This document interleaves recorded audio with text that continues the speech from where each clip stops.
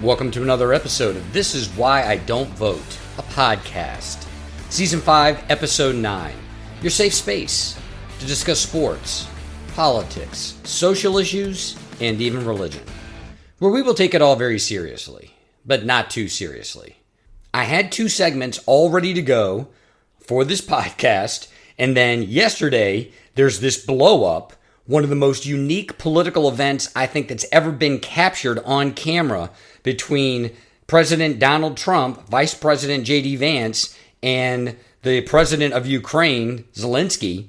I felt compelled to do another segment on it. I wanted it to be timely, and it's just too much. There's so much that I want to say, and I need to organize my thoughts so it's not some rambling, nonsensical 40-minute non sequitur type diatribe. Not that I would ever do anything like that. I'm going to organize it. It's going to be more polished. I'll have the chance to edit it.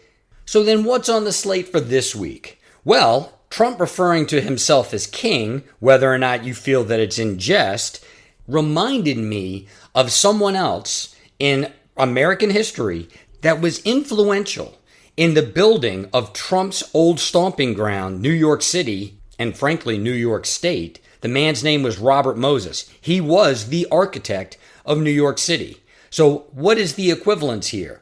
Trump calling himself a king, this guy named Robert Moses who built New York City. The fact of the matter is that when Moses built New York City, standing in his way were some of the most powerful people on planet Earth. This was back in the 1920s, the 1930s, and the early 1940s. The amount of power that you have to bestow on an individual to take on those types of political forces, of bureaucratic forces, of social forces. You're damned if you do and you're damned if you don't. People want change. They want reform. How are you going to accomplish that in the face of this powerful, of this omnipresent bureaucracy? You often have to give enough power to someone that actually wants it, that actually wants to wield it, that actually has the ego that thinks that they can do it, and they often end up breaking things that you don't want to see broken. And it is rumored that Kathleen Kennedy, the CEO of Lucasfilm, is going to step down at the end of her contract expiring here in 2025.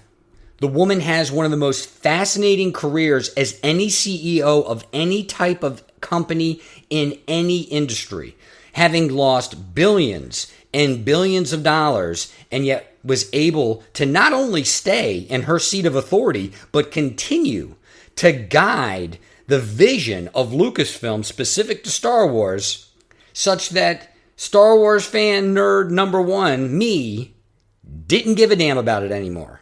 It may be the greatest example of someone being able to fail upwards in the course of human history. Thank you all to my loyal listeners. If you are new to this podcast, please like, subscribe, thumbs up, 5-star, write a review, send to friends and enemies far and wide. This Is Why I Don't Vote podcast is on Patreon. You will note there are no advertisements on this podcast. I would like to keep it that way, and I can do so with your financial support. Off we go. Act 1. You need to create a despot to topple a despot. I was sold on that title, and I tried to get the girl to say it in a million different ways, and despot is the best that she could do. The juxtaposition of a few stories came together this week, and I wanted to do a piece on power and how in politics you often have to give power to someone that you don't particularly like or even don't trust in order to take down a broader or larger power structure.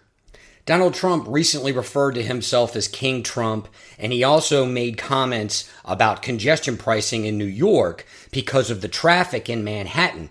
And what occurred to me was that there was a confluence of these types of ideas needing an authoritarian figure in order to dismantle the power structure that had been built up because of whether it be politics or money, unbridled economic opportunity in different new industries. This has happened before in our nation's history, and it just so happens to have an influence on this whole congestion pricing thing that Trump was lampooning, stating he was going to save New Yorkers from. This shift in power from extremely powerful oligarchic type figures in U.S. history to a government autocrat we'll call them, a bureaucratic autocrat. There is an interesting and rich history about this in New York City. It's the reason why there is congestion pricing in New York to this day. Harken back not to the 2020s, dear listener, but the 1920s. New York City was exploding in economic activity and an influx of immigrants. The city was swelling at the seams, so to speak. There were so many people coming into New York City. Although there was a dismantling of all of these major monopolies in this country not 10, 15 years before, in the early 1920s, there was still a massive consolidation of power amongst a few people, and the center of gravity for those few people was New York City. Every square inch of New York City was valuable. The wealthy wanted that land either to speculate in the future or they wanted to develop it immediately. There was a man by the name of Robert Moses, and Robert Moses was a native New Yorker. His family were native New Yorkers. His family were influential native New Yorkers. And as a young man, he had, I was about to call them dreams. His dreams were so fanciful, you could only refer to them in terms of 1920s New York as fantasies. The man had fantasies. Robert Moses was raised in a very educated, a very wealthy family, a family concerned with etiquette, with stature, yet he was also raised by a mother who was very compassionate when it came to the quote-unquote unfortunate. And she instilled in him an attitude that we may be superior, and she meant that they were superior, they were a superior breed, but part of their air of superiority was we have to be the caretakers for those less fortunate. And it had somewhat of a Henry Ford style mentality to it where even though these were adults who were in a lower socioeconomic bracket, they looked upon them, the Fords, the Moses family, as children. And these children needed to be taken care of. So Moses had designs in his mind, even as a young man, that New York could have these meccas in the middle of this urban jungle, this dense concrete prison. Yes, you know how I feel about New York now. For 48 or 72 hours, New York City is one of the most amazing places that you'll ever experience in your entire life. The energy is unlike any other place I've ever been in my entire life.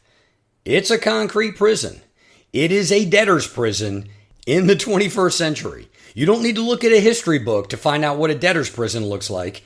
It's New York City. Moses saw an opportunity for people who had no socioeconomic means of getting out of the city to have this Mecca, this paradise. He called them parks. So did everybody else. Now, I want you to consider this, dear listener, that in the early 1920s, as much as we think New York is a concrete jungle today, there were no public parks. There was no public transportation. And many of the people that Moses was concerned about could not afford a car. You were literally trapped inside of New York if you lived in a number of different areas. You couldn't afford to get out, and even if you could afford to get out, the trip was so arduous it could take half a day or an entire day just to leave the city. And if you were going to leave the city, where would you go? All of the outlying areas were owned by some of the richest people on planet Earth who had these estates. You weren't allowed to go there. And to the extent that you could go out into the woods and even partake in nature, it could take you a day or two to get out there. This wasn't like a trip that you could take with your family. You were literally on your own in the middle of the woods on Long Island, and you'd have to try to get back to New York City. It was a dichotomy that I don't think that in our modern eyes we could truly process, to go from such an urban area that you were almost trapped in to such a rural environment right next to it that you were also trapped in because there was nothing there for you except for perhaps an estate of someone who would very likely kill you before that they would harbor you because you were lost out there. I won't go into all the details, but Robert Moses, as he grew in his political and bureaucratic stature in the city of New York, began to champion for public parks as part of the social obligation the city had to all of its residents, and for different means of transportation in and out of the city, so that if the public parks inside of the city were insufficient, that people could take these new things called cars and they could drive in what was a somewhat efficient fashion out of the city to enjoy a day at the beach or a day in the woods. Naturally, the powers that be in New York City, the powers that be in the orbit of New York City where all of that land was, who owned all of that land, did everything they could in their power to destroy Robert Moses's ideas. So as this power struggle escalated, Moses cleverly, but with support, was able to garner more and more power and more authoritative power. The power of the state, the power of condemnation, of civil condemnation, to browbeat all of the richest people, not only in the New York area, not only in the country, but on planet Earth, into submission. The man was able to capture a lot of this land for either public parks or for roads that led to his public parks. As the man garnered more and more power to take on what a lot of people thought were power structures that would never be defeated, Moses was built into an insurmountable autocrat himself. You needed that type of autocratic power in the hands of a limited number of people, if not one person, to take on this autocratic power that you had in some of the richest people on planet Earth at that time. See any similarities in our current situation, dear listener? Moses, for his part, realized the power of construction. Moses was responsible for building, I believe, all 7 bridges in and out of the island of Manhattan. Moses was responsible for many of the parkways, the Long Island Parkway, in and out of many of the boroughs in New York. And what Moses understood fundamentally was that in order to keep power, you had to exercise power. And Moses continued to build roads and bridges, even where it became clear in the early 1940s that the solution to the traffic problem in New York was not more roads, was not more bridges. It was a subway system. It was public transportation underground.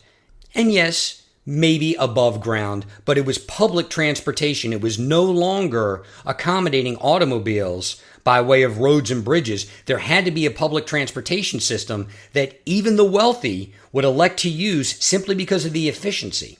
Moses, for his part, had the foresight to realize that once you build out a state-of-the-art, a modern public transportation system, well, you lose all of your power.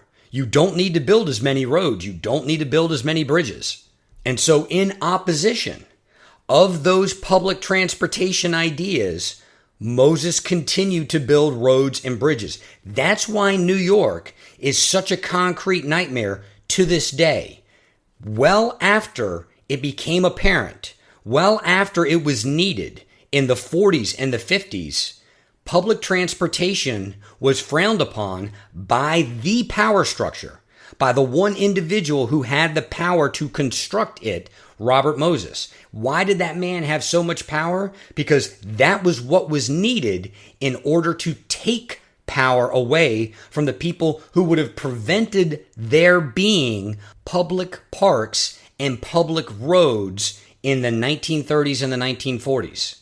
The consequences of instilling that much power in one person are being felt in New York City to this day. And here you have the icon of autocratic power in the 21st century, Donald Trump, commenting on it. And I don't say these things, I don't use that word with a negative connotation. One of the reasons why people have been so open to allowing someone like Donald Trump to take so much power in the executive branch is because they feel like the rest of the government is completely unresponsive to the people. It is a tool of this ultra rich, this ultra elite. And in order to tear it down, you have to give to someone like a Donald Trump, like an Elon Musk, an inordinate amount of power so that they can take on those power structures. There is a thing called Central Park. There are parks all over Brooklyn, all over Manhattan, all over Long Island. The monuments to what Robert Moses did are all over New York City and the outlying areas. The monuments to Robert Moses' stubbornness and his death-like grip on autocratic power are also represented in the monuments that are all of the bridges and the roads that crisscross all of those boroughs, rather than one of the finest, one of the nicest public transportation systems that exist on planet Earth. Moses, for his part, didn't really concede power until New York hosted the World's Fair. And I don't want to get into too many details of that story, but because of the way Moses wielded his power in administering and organizing the World's Fair, it allowed his political enemies to build up enough consensus to dethrone Moses, so to speak, from his seat of bureaucratic power. And that's where I'll end the segment, or at least I'll start the beginning of the end of the segment. It's that, yes, we allow power structures to develop in our society without check, without scrutiny, often not even realizing the extent to which this vacuum of power has now been created and it's been sucked in to this one orbit. I think you could say that now for Silicon Valley. I think you could say that now for crypto. The Pentagon has lived there for 50 or 60 years. And so what do? We have to give to one or a few individuals an inordinate amount of power, a frightening amount of power. And those individuals then take on these massive power structures.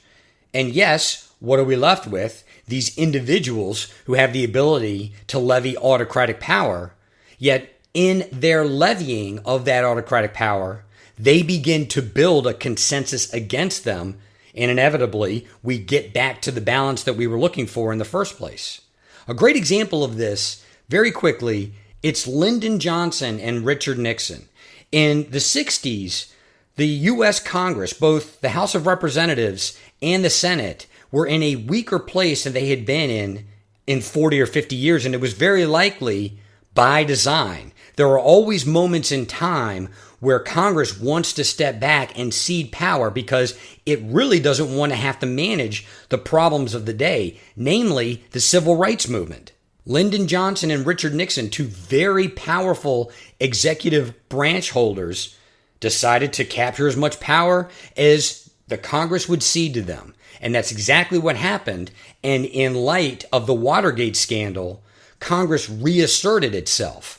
Granted, we're talking about 12 years. That's right, about 12 years of an extreme executive power. But often it's that autocratic exercise of power that is needed for other groups to begin to combine, and you get this consensus of resistance such that we can get back to a balance where the executive is being checked by the legislative branch, where a bureaucrat in a city or a state can't wield power to the extent that they can build any bridge that they want or any road that they want to the exclusion of a public transportation system.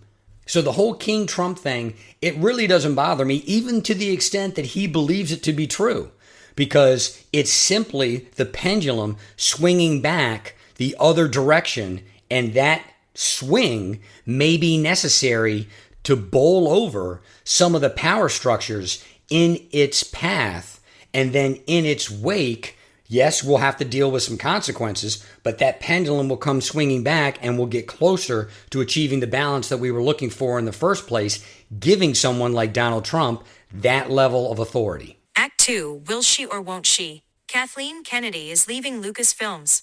The scuttlebutt in entertainment news this week is that Kathleen Kennedy is actually going to step down at the end of 2025, the last year in her current contract, step down from her position at Lucasfilm as the chief executive officer. I've done several pieces on Star Wars. I've made comments about Kathleen Kennedy before, but I feel it's apropos now, in light of this news, to focus on the fact that Kathleen Kennedy as I've stated in other pieces, other segments that I've done on this podcast, very likely has some sort of incriminating evidence against members of the board of Lucasfilm, Bob Iger at Disney. I just don't understand how this woman who has lost this company billions with a B at the beginning of that word, billions with an S at the end of that word, as in over $1 billion and then over $1 billion, more than $1 billion, several $1 billion. It beggars belief that this woman has been able to keep stewardship of such a valuable piece of property for so many years, for over a decade, while losing money every single year. And in doing this piece, I'm less doing it as a Star Wars fan that feels some sort of elation at this woman's departure, because at this point, I'm not really a Star Wars fan anymore. They beat that out of me. The Kathleen Kennedys of the world, the Bob Igers of the world, the brain trust that was Lucasfilm over the course of the last 10 to 15 years, they beat it out of me. I frankly just don't care. It is more of a commentary on the modern corporation, where there are people who appear to be so far over their skis, to use a colloquialism, people who are in positions where they're clearly not qualified, and there is this vortex of failure that surrounds everything that they do. Everyone in their orbit has a harder job because they have to work with this person. When that person's the CEO of the company, when that company has put out steadily, consistently, hell, routinely, a terrible product, one that is summarily rejected by the diehard, the hardcore fan, and doesn't really register with the casual fan, you'd think that these people would be fired. And yet they have these half-lives that just seem to persist. And in commenting on that, it appears that once corporations build out a bureaucracy, no matter what it is, that bureaucracy is like any other living organism. Its main concern is survival. And if you want to say anything positive about Kathleen Kennedy, she's a survivor. Somehow she's been able to position herself within Lucasfilm where none of the failure that has landed on that institution, that organization, none of it seems to touch her within the four walls of the organization. And I know a lot of people aren't going to like to hear this, because you don't think of them on the same wavelength, you certainly don't put them in the same type of mental category, but Kathleen Kennedy then is just like Donald Trump. There are so many things that you think would land on Donald Trump and that would hurt him with his most diehard, his loyal, fervent fans, his supporters, and nothing seems to tarnish the sterling reputation of Donald Trump. In many people's eyes, he can do no wrong. Well, it appears that at least within the four walls of the organization that we call Lucasfilm, Kathleen Kennedy can do no wrong. And the irony is, she works in an organization in the film industry which is very much like the music industry. And I just did a piece on Led Zeppelin and the fact that even back in the 50s and the 60s, all of these producers, all of these record companies wanted singles because singles meant hits, which meant more money. And so the only thing that mattered to them was the bottom line, profits and losses. In that way, they are very much like bankers. They don't care about anything that goes on artistically with regard to music, with regard to the musicians. They're looking at a spreadsheet, and at the end of that spreadsheet, there's a profit or there's a loss, and they're trying to maximize the profit, minimize the loss, and that all boiled down to basically one number, one thing: singles. How many singles on any album is this band going to release? Can we get 2 singles off the album? Can we get 3 singles off the album? And if the album doesn't have what we believe to be a single, a song that we can market by itself, We are not going to release the album. We're going to give it back to the musicians. We're going to give it back to the producers. We're going to demand that they come up with a song that we can market as a single. Whether we think about it consciously or not, we all understand that music is all about the money. That these people who are unfortunately in charge of distributing the music that we listen to, all they care about is the money. They don't have any artistic leanings. They're not doing it for love. They're doing it for profit. And what we get, this bland, inoffensive pop crap, that's the byproduct of money over everything else. And you'd think they would be the exact same way in film.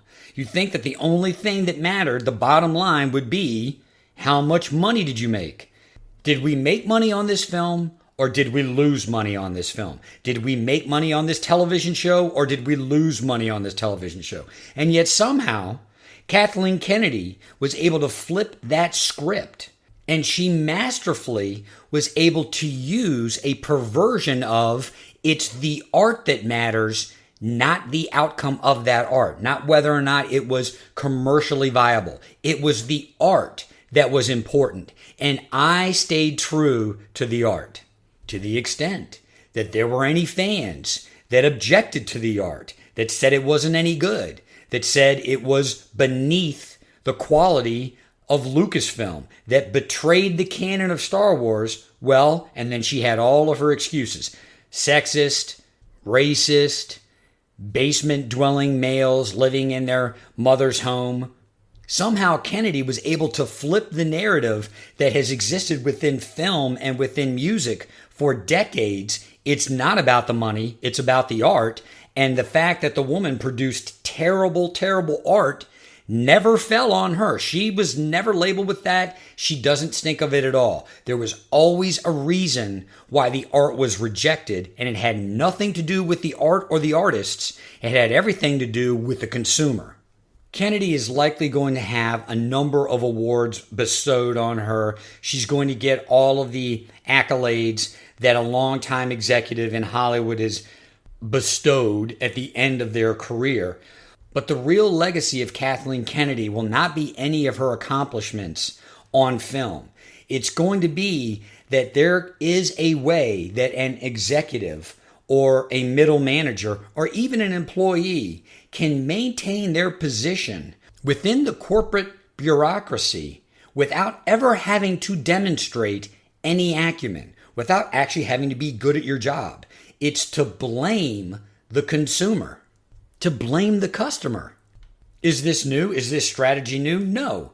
In fact, we've all probably done it. We've all been at jobs where we've probably blamed the customer, the consumer, the client for whatever the problem was. Perhaps it's a product of the time and its longevity is in doubt, but Kathleen Kennedy was highly effective at blaming the customer, at blaming the consumer, at blaming the person that she needed to appeal to in order to market and sell her product. Wrapped in this woke DEI language, it was effective for over a decade. Regardless if you see this as a negative or a positive, Kathleen Kennedy missed her calling. She was not an effective movie executive. She would have been a highly effective bureaucrat in Washington, D.C. She and Anthony Fauci need to start a bowling team. This is Why Don't Vote, a podcast.